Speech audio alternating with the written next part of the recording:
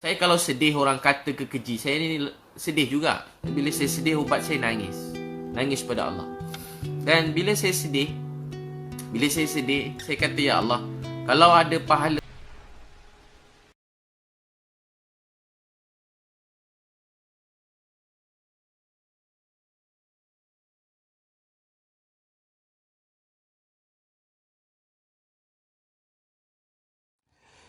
بسم الله الرحمن الرحيم الحمد لله رب العالمين الموصوف بكل كمال يليق به المنزه عن كل نقص في حقه ليس كمثله شيء وهو السميع البصير وأصلي وأسلم على هذا النبي الأمي الكريم وعلى آله وصحبه أجمعين.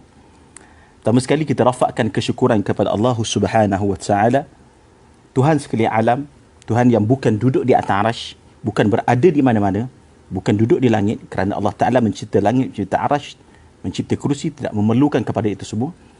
Adanya tanpa bertempat dan tanpa berarah. InsyaAllah kita akan membicarakan tentang dua tajuk sahaja. Dua perkara sahaja. Pertama sekali, berkaitan dengan memahami statement kenyataan yang saya tulis mula-mula sekali. Itu pada hari kemarin. Yang saya tulis pada hari Isnin jam 10 dekat pukul 11, 10.08 malam, saya kata meletakkan meletakkan gambar dan video orang miskin yang susah sehingga, dengar perkataan yang elok, sehingga memalukan dia adalah aib dan haram, dan ia adalah haram. Ya betul, saya tulis ni, saya sendiri yang tulis. Tapi mari kita memahami dan mensyarahkan kenyataan ini. Ini sanad muttasil dia, ada tuan dia sendiri. Matan dia dah ada, sekarang ni kita belajar dia punya syarah pula.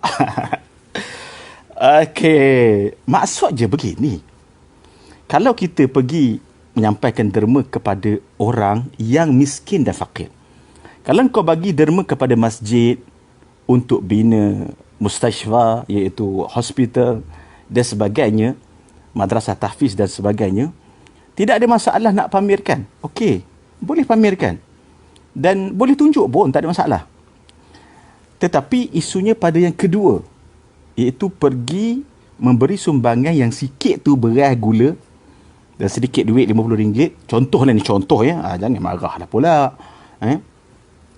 Kepada orang fakir dan miskin, tetapi menangkap gambar dan video sehingga, dengar perkataan ni, sehingga mengaibkan, memalukan, sehingga memalukan dia.